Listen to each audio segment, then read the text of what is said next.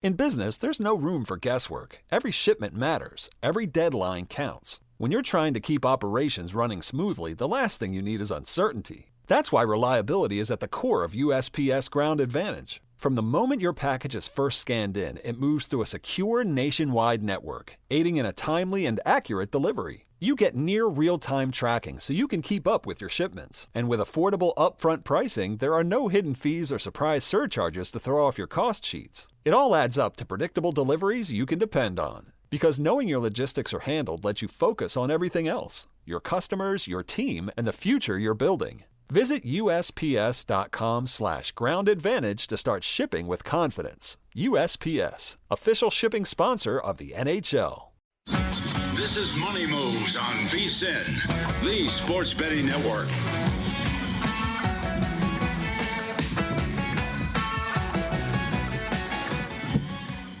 All right, we are rolling along. Hour 2, Money Moves, VSiN, the Sports Betting Network, Sirius XM channel 158. JVT's out there in Vegas. I'm in Salt Lake City. I'm getting set for a little postseason hockey action. Utah Mammoth and Vegas Golden Knights going head-to-head a little bit later on this evening. Speaking of which, a little bit later on this hour, we're going to have VSiN's own hockey betting analyst, Jonathan Davis, join the program. We'll get his preview, best bets of that game, as well as Penguins Flyers. Can Philadelphia close it out tonight? We'll see. We were talking about it in the NBA. Game 4's that final win of the series, always tough one to get. They couldn't get the sweep. Can they close it out tonight? We'll get into a little NFL, a little NBA. And I actually want to start, JVT, though, in college football, because we have a story coming through this morning where college football meets gambling. And obviously that's something that we're going to discuss here on the program. But Texas Tech transfer quarterback Brennan Sorsby, who was number one transfer portal quarterback this offseason coming over from Cincinnati,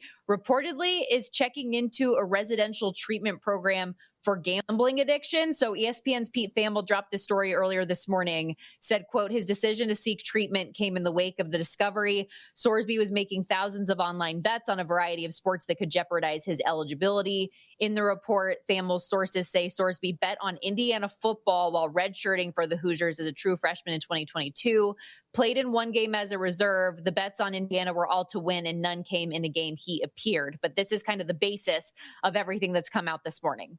Yeah, I think we should first off be adults about this. You know, the NFL, NBA, all these different leagues have different rules about certain gambling policies. But I think the NBA has done it right to an extent where it's just like, hey, man, just don't bet on our stuff. Don't bet on yourself. Everything else is free game. We know you're adults. This is how this thing works. And that should be the same thing here. So I can understand why you would not want him to bet on those games. Now, I think if you actually looked at it with some sense of logic and you would understand that he was a redshirt, that he didn't participate in any of the games that he played in, then you can understand that really, and especially betting on the team to win that he is on, that there's nothing there from a nefarious standpoint, but I can understand an objection to, hey, he should not be doing that. But if the vast majority of these are in different sports, then I just don't really understand. It goes back to the NFL when they had those rash of suspensions, Stormy, and a lot of people are like, well, the NFL's got a gambling problem. No, they have a rules problem because a lot of their rules were very restrictive, and that caused more people to get caught because of the way that it was set up. So be curious to see. I mean, you mentioned it. Texas Tech is odds-on favorite to win the Big 12 this year at minus 105. They are 18 or so to 122 to 1, to win a national championship. Much is expected of them, but in large part because of Sorsby's presence. And if he is now going to be suspended or anything because of this, then you are in a very, very bad spot, obviously, if you're the Red Raiders, and this has implications down the board as well. It's ripple effects to the teams below and above if Texas Tech is essentially removed from the board because he is not eligible to play. Yeah, and I mean, for him personally, too, he's in line to make $5 million reportedly from Texas Tech to be a potential high draft pick in 2027. One of the most productive and experienced returners in college football this year. So what does that look like? And I know, especially since we're coming fresh off of the NFL draft, you hear a lot on the defensive side of those big names, David Bailey, Lee Hunter, Jacob Rodriguez. On defense, all of them are out, but 13 returning starters in all. They had the money to reload, got in some really high-level defensive transfers as well, and are expected to be a contender in the college football playoff next year. So this is big. You talk about the NFL's rules and the NBA's rules and how there have been some adjustments. For anyone who doesn't know what the NCAA's breakdown is they don't allow athletes to wager on any of their sponsored sports in the collegiate or professional levels. In specifics, in this instance, and Thamel had this in his report as well, the NCAA guidelines for betting on your own sport, student athletes who wager on their own games or other sports at their own schools face, quote, permanent loss of collegiate eligibility in all sports. So the potential severity of this for him personally is massive. And Texas Tech has come out and had some statements just saying the university is committed to supporting him through his, quote, recovery process to ensure his long-term health and well-being. Joey McGuire, head coach of Texas Tech, said, "We love Brendan, support his decision to seek professional help. Taking the step requires courage and our primary focus on him as a person. Our program is behind Brendan as he prioritizes his health." But I mean, back up at quarterback, JVT, is Will Hammond, who's coming off an ACL tear in October and isn't expected to be ready for week 1. McGuire actually recently said in an interview, week 3 would be best case scenario for him. And then what does it look like beyond him on the depth chart? Correct. You might know this better. We did not know about the Indiana stuff prior, or we did? Did not. Okay. So is this like a Vrabel? Go ahead. Sorry, and I was just going to say, I did want to at least make sure I noted, unlike some of the other scandals that we've seen coming down, there are no questions with him of like trying to fix a game or a prop outcome. Right. Like nothing like we have seen recently in basketball and baseball is in question with this. Yeah, the only reason I ask is, and the reason why I invoke Vrabel is we had the report last week where Vrabel was actually told, hey, these pictures are coming. Would you like to say anything? And then he entered counseling, which, by the way, news today, he's all done. Everything's fixed. He's back with the team. Counseling went well, it sounds like. And so I wonder if this is the same thing, where this is just a reaction to, hey, this is coming down. We found out about the Indiana stuff. So check into rehab so we can get this done and maybe make it look a little bit better, as opposed to Sorsby genuinely feels that he has a problem here. So that, I think, is also pretty interesting and curious as this decision comes down in light of these discoveries of his time at Indiana. But from a football perspective, like you said, the quarterback depth chart does not look particularly great on paper. Generally in college, you can kind of overcome some of those things, but not to the point where you are the odds-on favorite to win your respective conference and are competing for a national championship. Speaking of the Vrabel thing, by the way, how about the PR work from Schrager multiple times, first coming out and saying, the Patriots are going to be in full contact with him. And then all of the comments being, I don't really think that's how therapy works, actually. And then him coming back and like, oh, okay, well, no, not really. It actually was cut off. And I mean, so par for the course right now. You got a mouthpiece when you can mouthpiece. So, hey, at the very least, I'm glad that a single day has fixed everything in his life and we can move forward. So now that the draft weekend, though, is officially in the rear view, and of course, we were on the air on Friday breaking down our reaction to everything in the first round. But when all was said and done, we got through the full 3-day experience. Was there any team in particular that made you think a little bit higher of them as we get into this season, whether it's looking at a win total or looking at a division or anything like that?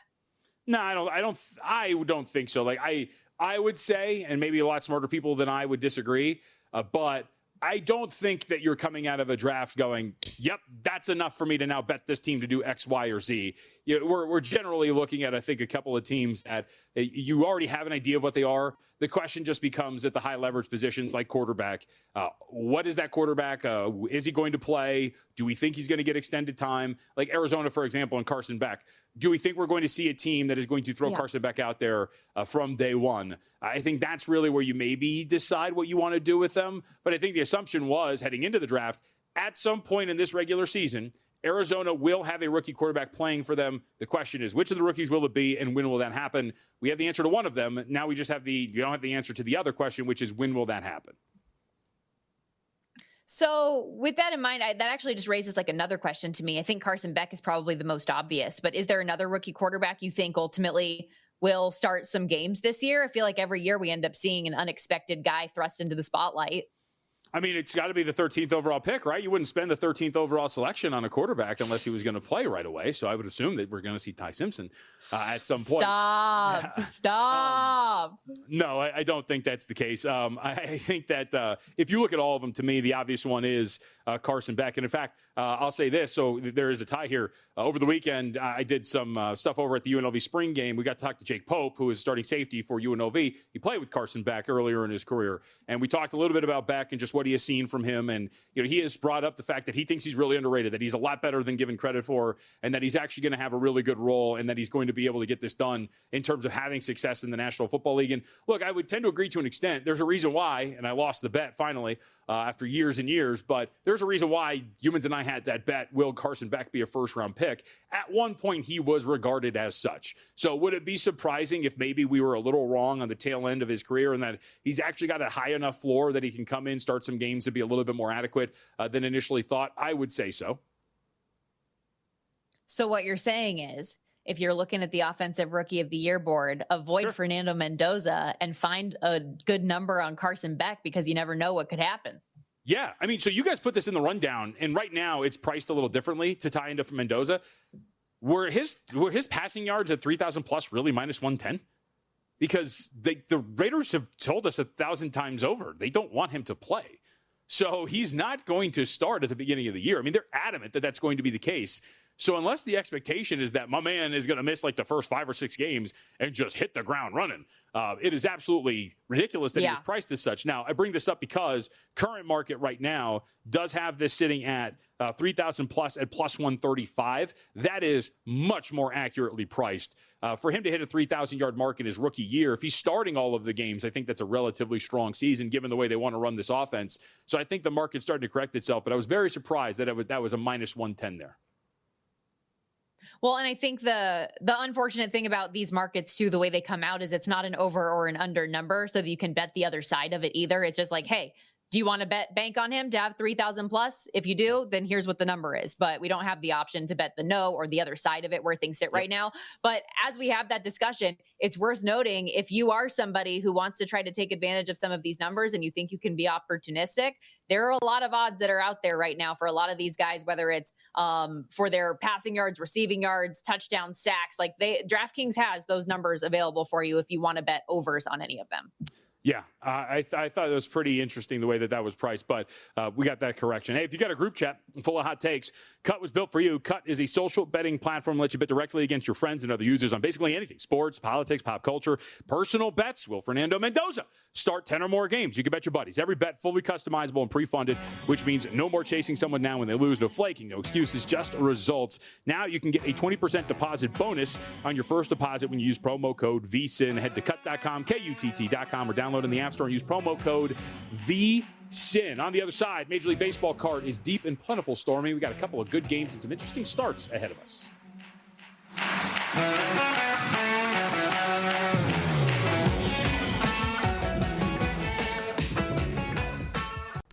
So you're listening to this podcast because you want an edge. But what if I told you you're only halfway there? You've got the mindset. Now it's time to get the toolkit to match. Here's the thing.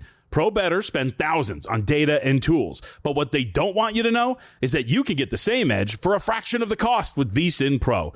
VSiN Pro gives you access to expert picks, public betting data, prop projections, powerful tools, analytics, and more. Just tap the link in the description and see why thousands of bettors are already using VSiN Pro to cash more bets.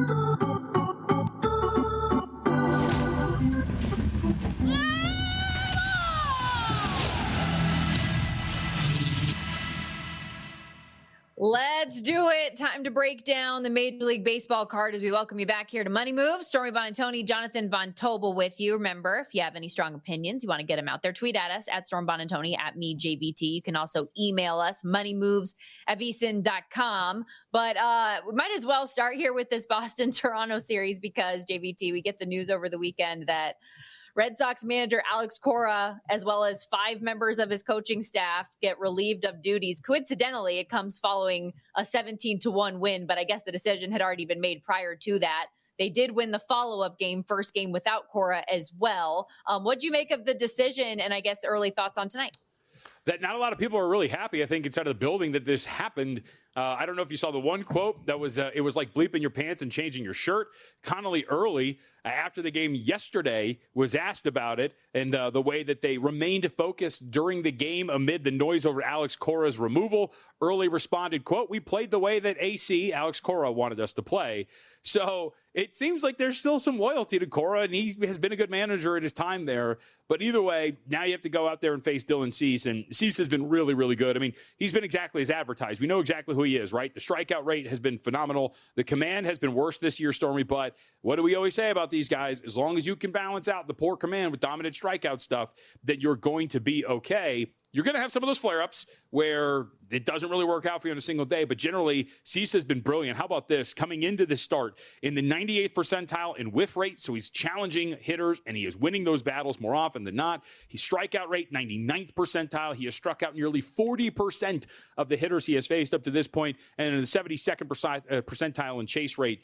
He has done a phenomenal job, and he has not given up really any hard contact. Cease has been very good, and I think you can make the argument that maybe pricing-wise, he's deserving of a little bit more. We're talking about this thing opening up in some spots about $1.41, $1.42. Circa has dipped just ever so slightly to a minus 138, but if you're going to price Toronto with Cease on the hill in the range of like $1.35, and right now, if you're at the tip of the strip here in the Las Vegas, you can only $1.28. I think that's more than a fair price here for Toronto and Cease, given the way that we're playing. We should point out Ranger Suarez is getting the start on the other side. 4 ERA, 5.09 expected ERA, and a 4.05 FIP. The dude has been pitching relatively poorly. His strikeout numbers are down. His command right in line with where he was last year. And you can make the argument he's getting a little lucky. Opponents hitting 260 on balls in play against him. I think Toronto's in a pretty decent spot, especially if we're talking about it from a pricing standpoint. If you're in a range of $1.30, I think that's a playable price for Cease and the Jays today. First game of the day on the card, Rays Guardians, Steven Matz and Parker Messick on their respective hills. Messick and the Guardians minus 143 home favorites, total 8.5 here. And Messick's numbers have been great, JVT, to this point, 1.76 ERA.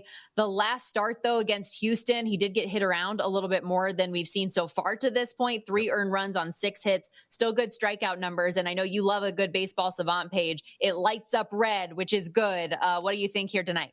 Yeah, and in a single game sample size, maybe a little unlucky against Houston. Astros in that game, Stormy, 429 batting average on balls in play against Messick. So quite often, if they put a ball in play, they were getting out there and they were getting on base.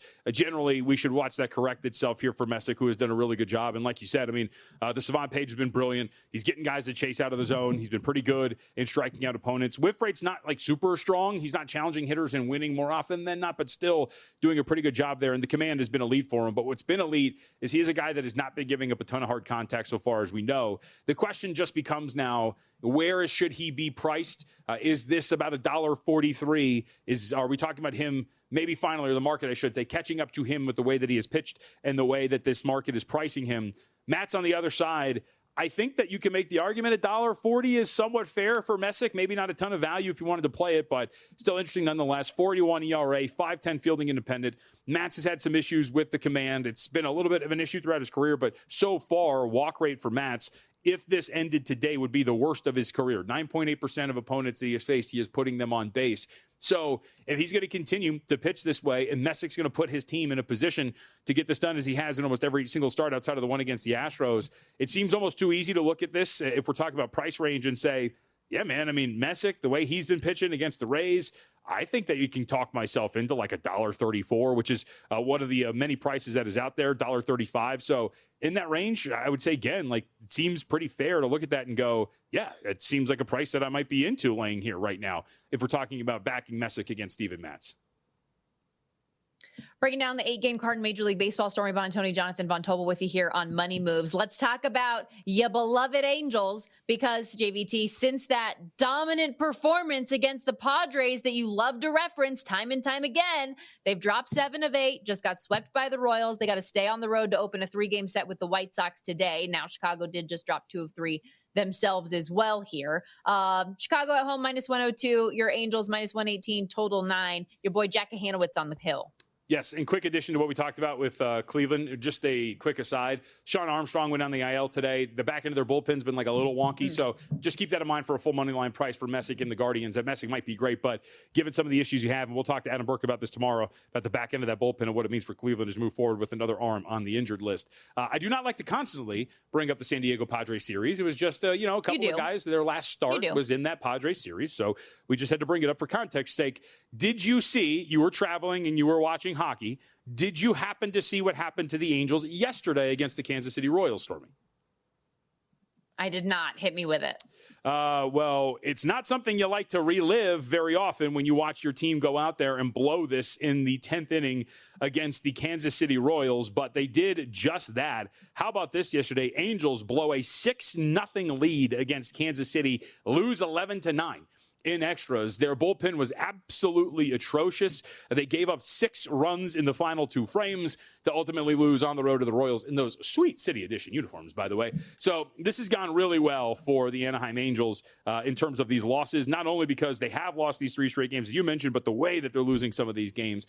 Hanowitz, like you said, is going to get the start today. The question just really is, do you trust this Anaheim team from a bullpen standpoint to get it done, even against a team like the White Sox? I think I trust the lineup enough to score. I mean, they did it yesterday. It's just that the pitching really let them down. And then on the other side, you get Anthony Kay, who's getting the start. It's 21 innings over 5 appearances and 3 starts. He's not a dominant strikeout dude that we have seen up to this point in his career. The expected numbers over a short sample size, 5.57 ERA, but 7.72 on the expected, 6.51 FIP. Maybe if you want to play this, you can go team total over for the Angels, like any way to just remove that pitching dynamic for Anaheim. Because while Maddox and this coaching staff have done a great job with some of these starters, Hanowitz included, you can't really trust the arms that come in behind them, as they have proven time and time again. And so to remove any of that variance, I think you're looking to isolate this Angels offense in any way, shape, or form, and that might be a team total today for the Angels. Yeah, and that's just a good reminder. There are so many different ways that you can bet on these games. It doesn't have to be strictly money lines. You can do F5s, you can do team totals, shop around for the best numbers that you can as well. The Yankees, meanwhile, in a bounce back spot after yesterday's 7-4 loss to Houston. They open up a series with the Texas Rangers here, but prior to that loss, JVT, we're playing some pretty awesome baseball. Winners of 8 in a row. They got Max Fried going today, -168 road favorites against Jack Leiter and the Rangers. Rangers available in the +140 range, run total 8, although it is juiced to the under at -118. Yeah, and before we get to this reminder, this game and all the others handicapped on the VSiN Daily Diamond, so check that out if you're looking for an edge in baseball betting. You can check out the Daily Diamond, Sharp Daily baseball betting insight all season long from our guys, Jensen Lewis, former Major League Baseball pitcher, and Dave Ross. Break it all down, lines, totals, props, and futures. VSiN Daily Diamond, wherever you get your pods, and while you're there, search VSiN for our full podcast lineup, everything from the NBA, Harvard Handicappers, college sports, the college football betting podcast, and more. Pod to the futures. Check it all out at VSiN, the Sports Betting Network. As far as this one's concerned, so I'm actually just kind of curious about this. We've talked a lot about the pricing of the Yankees, and you mentioned it. They're starting to live up to that expectation from the betting market. But they haven't with Max Fried. They're 3-3 in the 6 starts up to this point that Fried has been out there for. Now, some of that has to do with Fried himself and not pitching well. He pitched 5 1/3 against the Angels back on the 16th, and then he got rocked for 5 earned runs. He walked 3. His command was all over the place, got taken deep, but bounced back on the road against Boston, pitched 8 shutout innings, only gave up 3 hits. So some of it is tied to him. If you look at the 3 wins they have, Stormy, he has not given up an earned run in any of them. If you look at the 3 losses, he has combined to give up 11. So really, this is going to sound shocking. It all comes down to how Max Fried pitches here today against the Texas Rangers, but they have been in a big hole. If we're talking about this from a pricing standpoint and the results, you've been a big hole if you've just been backing the Yankees in these Fried starts, but I lean a little bit more toward an under here and a potential play on Fried to get this done if you like it. I do think that he is in really good form coming off of that Boston start. And when you look at the other end of this for Texas, not sure if I'm in a position to trust where we're at here with where with where their staff's at in this start, particularly against the Yankees, the way that they've been hitting the ball. I was going to say hitting the football, but they're not hitting a football. It happens, you know. I give hockey references that probably don't make sense. Or didn't you call, or maybe it was me that called like a quarter a period recently? I don't know. It's just one of those things that just gets in your head. What are you going to do? Speaking of hockey, We're going to shift gears and dive into a little bit of the NHL postseason action next when we come back. VSiN's own Jonathan Davis is going to join the program. We'll talk through the 2 games that we have going on tonight, including the one that I will be a part of the broadcast crew for, as well as some of these series at large. Plus, with the Carolina Hurricanes and Colorado Avalanche getting sweeps in round 1, the expectations for them moving along as the top 2 favorites to win this year's Stanley Cup. Stick around. We'll be right back on Money Moves.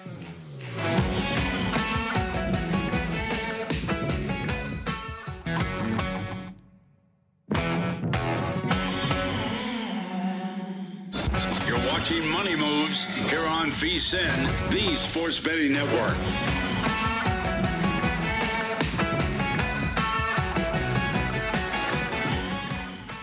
I know it's only round 1, but boy, it has been fun on the ice to this point as we welcome you back to Money Moves, VSiN, the Sports Betting Network. Stormy Buonantony, Jonathan Von Tobel with you. The Stanley Cup playoffs rolling along tonight with 2 more games, and our good buddy Jonathan Davis, kind enough to lend us a little bit of his time, joins us here on the Progressive Guest Line, VSiN NHL betting analyst.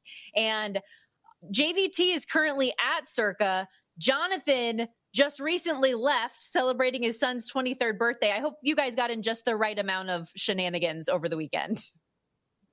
We did, and Stormy, round 1, very exciting, and you were right front and center for the glass breaking. It was almost like a Jewish wedding in Colorado. Yeah, that was a crazy moment to say the least. And I was telling JVT, I felt so bad I had to crawl over like little old ladies and small children in order to get close to the glass for that one. A crazy moment in what was a series that ended up like game to game being closely contested until it wasn't. What did you think about the end of the Kopitar era in Los Angeles and the Avs getting it done the way they did this weekend? Yeah, I mean, look, not surprised. I was fortunate. I had plus 470 for the sweep. I had plus 170 for 5 as a backup. I mean, look, LA was, they did everything they could just to hang around. And, I think, you were around DJ Smith enough to know that they had to keep the games at 2-1. And, they're just not good enough. And it showed. And Colorado finally broke through yesterday and put LA away in fitting fashion. So the end of the Kopitar era, 20 great years in Los Angeles, 2 Stanley Cups, and he'll go down, I think, as the greatest king ever. I mean, I know Gretzky played for the Kings, but Kopitar was a king through and through, and trying to find a player to replace him is going to be a very daunting task. Well, speaking of great players, Sidney Crosby's crew is struggling in this series against the Philadelphia Flyers. Jonathan, what do we do with them here tonight? Can Pittsburgh extend this out? They're about $1.35 favorite against Philly. I mean, they can. I'm not confident that they will. I think that if you like Pittsburgh tonight, my philosophy with the Penguins this year has been play their team total over 3.5. When you add in the game over the weekend that they won, it's now 39 of 42 victories. They've scored at least 4 goals. So that's the way I would approach Pittsburgh. I'm on Crosby tonight for an anytime goal. Crosby's got more goals and more points against the Flyers than any player in the NHL in playoff history. So he's got 26 goals. He scored 1 over the weekend. I've got Sidney also in a shots on goal parlay at 3 shots at over 2.5, and I parlayed that with the Flyers rookie Porter Martone at over 1.5. And here's what I hope what could be a sneaky play. The Flyers have made a lineup adjustment, and Matvei Michkov is out, and Denver Barkey, the rookie, is in. Barkey's on the top line. You can get his goal prop as high as 625. You can get his assist prop as high as plus 290. I'd split a unit on both. It's tremendous value for a guy who's playing on the team's number 1 line. Okay, yeah, that's absolutely a good angle. And to your point on Porter Martone, what a fun just surge of energy the 19-year-old has been for this Flyers team that's carried over the way that they finished the regular season into the playoffs to this point. Because you mentioned line changes, we know there are a lot of those going on with Vegas tonight ahead of their Game 4 with the Utah Mammoth as they trail Utah in the series 2-1. A lot of changes, especially to the power play after it went 0 for 4 in Game 3. What stands out to you about this one tonight? Well, I mean, it's, can Vegas, just from the game perspective, can Vegas, try to contain the speed of Utah? And that's going to be kind of tough, in my opinion. So the way I'm going to kind of keep it simple in this one tonight, Logan Cooley and Dylan Guenther are, two of Utah's best players. I've got them in a point parlay. Get that at about minus 115. I also love both guys to score. Cooley's got 6 goals against the Golden Knights this year. He has scored, I think, in 7 of 9 games versus Vegas. And Dylan Guenther is one of the best pure goal scorers in the league. Got a goal in this series. So I would attack his anytime goal prop. I also like on the Vegas side, I'll target 2 players. Mark Stone loves playing against the Mammoth. Has great numbers against Utah goalie Karel Vejmelka. I've been on Stone in all 3 games to score a goal. He's done me right twice. And then I would also split a unit on Pavel Dorofeyev. Dorofeyev also gets the bump to the top line with Jack Eichel and Ivan Barbashev. So split a unit between his anytime goal and an assist prop. I think you're going to come out ahead. Jonathan, I want to go to a series that is going to resume tomorrow. Anaheim on the road against Edmonton. Can we trust the Oilers to extend this out? Pricing-wise, given the way this series has been playing, I'm looking at $1.75 in favor of Edmonton tomorrow. That seems very pricey considering the weaknesses of this Oilers team. I get they're desperate, but that's a big number. I mean, that's a crazy number. So from a value standpoint, I'd be on the Anaheim if you want to play money line. I've been attacking this series by playing both teams to score 3 goals, getting that at plus money. For me, it's a better way than playing the over. We can see that, that is cashed in all 3 games of this series. And then from a player prop standpoint, give me Cutter Gauthier again, the 40-goal scorer for Anaheim in the regular season, scored a beautiful goal in the power play last night. I love him again. And then you have to find a way to work in Jackson Lacombe, the rookie for Anaheim, leads the playoffs in points. A guy that got a free trip to Italy for the Olympics for the U.S. men's hockey team. Never got in a game. But Jackson Lacombe, play as assist prop. That's been a 1-unit play for me throughout. Jackson Lacombe over half an assist. VSiN hockey betting analyst Jonathan Davis joining us here on the Progressive Guest Line. How surprised are you the way that Anaheim is delivered in this series? Like, I was of the belief coming in that Edmonton was going to be able to do what they wanted to this Ducks team. How Anaheim ended the regular season on just such a streaky, like a rough streak to close out the year. What have you seen? I've seen a team that's been very well coached under Joel Quenneville that, has really made life tough on the Edmonton Oilers. I was surprised that last night's game was 3-2 as late as it was. I mean, yes, the score ended up 4-3 in overtime, and we got to the 7 goals. But Anaheim, these young kids, I mean, they got 14 kids that haven't, I say kids, but I mean 14 young adults that have never played in a playoff game coming into this series. But nothing phases them. And so, they've been a great story. And, Joel Quenneville has trusted all of these kids, lets them make mistakes. And I think it's paid off here as we're in the playoffs. Their fourth line has done a great job of pretty much holding McDavid's line in check. And look, not to take anything away from what Anaheim's done. They've been really good. But the Oilers are beat up. I mean, Connor sustained an injury in Game 2. Draisaitl missed the last, month of the season. And, I think he's still battling something. And then their third line center, Jason Dickinson, well, he's somehow holding it together. Scored 2 goals in Game 1, missed the game, came back last night. They're beat up, but full marks to what Anaheim's doing. All right, Jonathan, Minnesota and Dallas. Who do you trust here? This is a 2-2 series. It's been pretty close. $1.24, $1.28 the price on Dallas at home to take a 3-2 lead. Is that properly priced? It's properly priced, but when you say who do I trust, only one player I trust and one bet for me that I trust, and it's Jason Robertson of the Dallas Stars. 18 goals in 23 games against the Minnesota Wild. That's it. That's all I need to do in this game here. Robertson on the weekend, he scored the first goal against Minnesota in Minnesota for the fourth time in 5 games. He loves playing against this team. So if you want the safe and the safe bet for me, a Robertson anytime goal. Which series is better, Wild Stars or Tampa Canadians? I think it depends on what side of the border you live on, Stormy. I mean, they've both been outstanding. Canadians fans, Canadians fans for sure will tell you that they've got the best series. But look, 3 overtime games in Montreal, Tampa, and one goal game.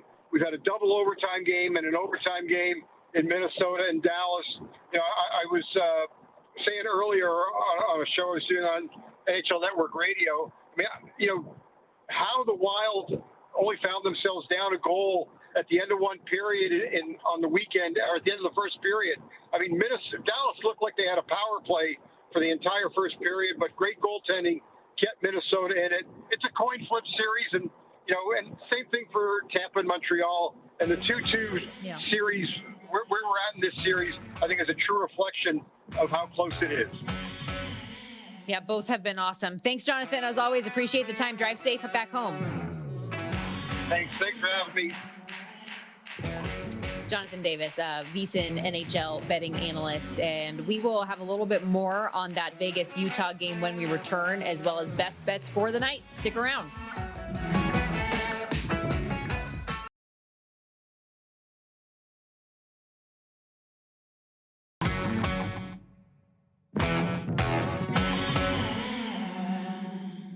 You're watching Money Moves here on VSiN, the Sports Betting Network.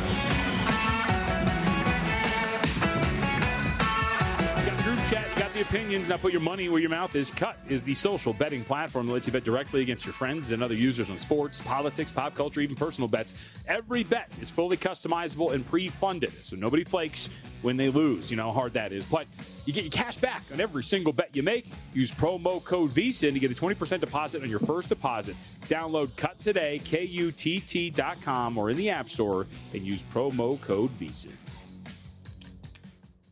Do it. Stormy Buonantony, Jonathan Von Tobel with you back here on Money Moves as we wrap up this Friday edition of the program. Before we get to the best bets recap and pushing it forward, I did want to at least give a little bit of a preview of the game that I'm working tonight. So if you want to tune in a little bit later on this evening, ESPN game 2 of the doubleheader, Utah and Vegas going head to head in game 4.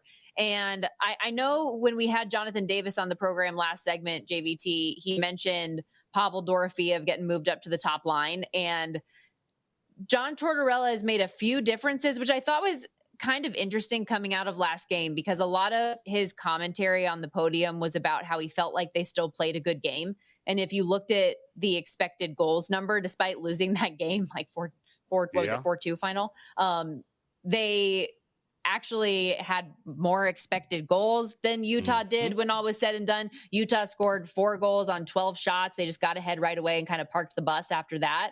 And even some of the goals were, I mean, if you're Carter Hart, I don't know how you can expect for a puck to go off your mask and then off a pad and behind you to start the day. And there's just some things that were a little bit odd. But based on some of Tortorella's comments, I thought that he might have just kept things status quo and prioritized more just aggressiveness and a fast start and that kind of thing, but he's really making some differences. And so among those being Dorofeyev goes up to the top line with Ivan Barbashev and Jack Eichel. Mitch Marner is going to center Mark Stone and Riley Smith. And then the biggest differences are going to come on the power play, which went 0 for 4 in game 2 and is 1 for their last 8, game 3 and 1 for last 8 going back to game 2. And so you're going to have Stone, Eichel, Barbashev, Dorofeyev, and Theodore up on the first power play unit, and then Hertl and Marner going on the second power play unit. So I'm curious if some of these changes that Torts is trying to institute are going to make a difference, because they've got to feel a little bit of desperation here, knowing that you're down 2-1 and on the road for one more game. Similar question to what you asked about rest versus rust earlier. Do line changes in terms of chemistry often pay dividends? Are there issues? I mean, those are a lot of guys that have played with each other for a while, so I would assume maybe not. But how does that affect on-ice chemistry when you're changing pairings like that? I think it's pretty situation dependent. Like at times it can be that kick in the tail you need and you get that surge of momentum and maybe a surge of like, I don't want to say instant chemistry kind of a thing because that's not fair, but maybe like a freshness to your line of seeing something different can be helpful at times. Big picture though, it's just a matter of whether or not it's going to work for this team in this moment. And matchups wise, how is this going to look against what Utah brings? And clearly John Tortorella saw some things on tape that he thought would work. So we'll see if that ultimately pays dividends or not. He spoke to media today at Morning Skate, I guess, JVT, for like less than a minute and a half and repeatedly just said, we're ready. So he thinks that they're ready to bounce back. Will that happen or not? Only time will tell.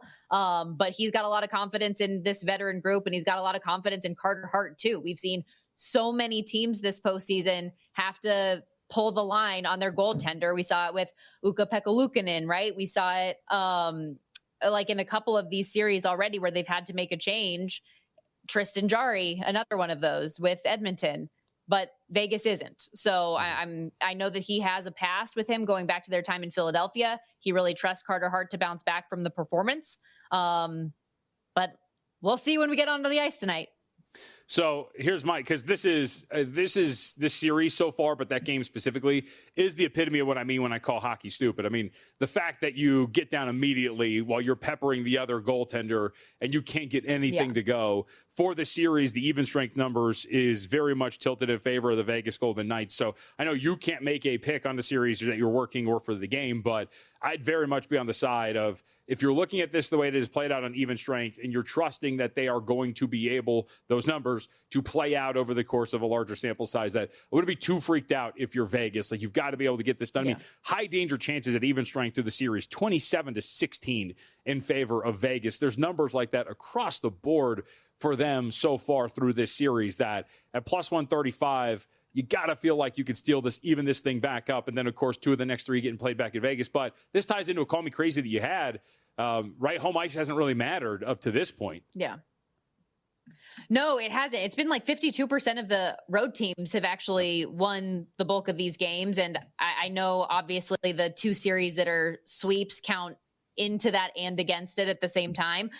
But it hasn't really been that impactful. And granted, I think game 1, the first playoff game here in Utah, there was a decisive edge with the crowd's involvement. Every player afterwards was talking about that being the loudest that they had ever seen the venue, even louder than their season opener year 1. Andre Tourigny, the head coach of the Utah Mammoth, said he was actually having trouble calling out lines on the bench because of how loud it was. But largely, I don't think that it's made that big of a difference throughout the course of the NHL postseason at large. One last note on this, because one of the bets JD gave out was Pavel Dorofeev to score a goal or a point or anything like that. With him being, yes, elevated to that top line, but also on the power play. He was the Vegas Golden Knights' top goal scorer this year.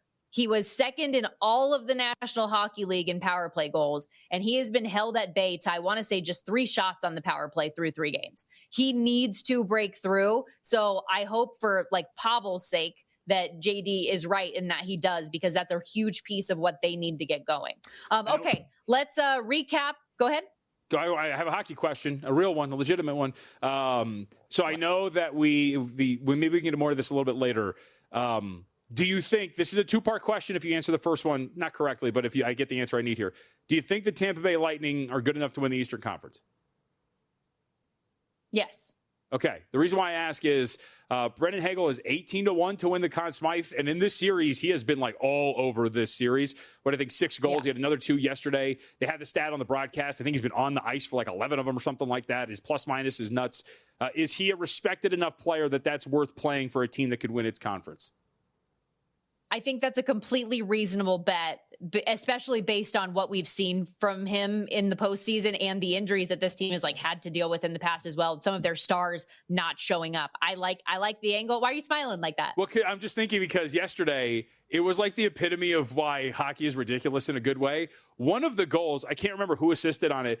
They just shot a puck at his corpse and it bounced off of him into the net. Like it's so ridiculous, but he puts himself in the position the proper way. Like his play off the puck is really impressive the times that I've watched the series, and the numbers are really sticking out. So I just thought it was worth it. But I was just laughing at that goal. They tried to show the replay and they were like, I don't know, it just bounced off his body somewhere and went into the net. Like it's insane.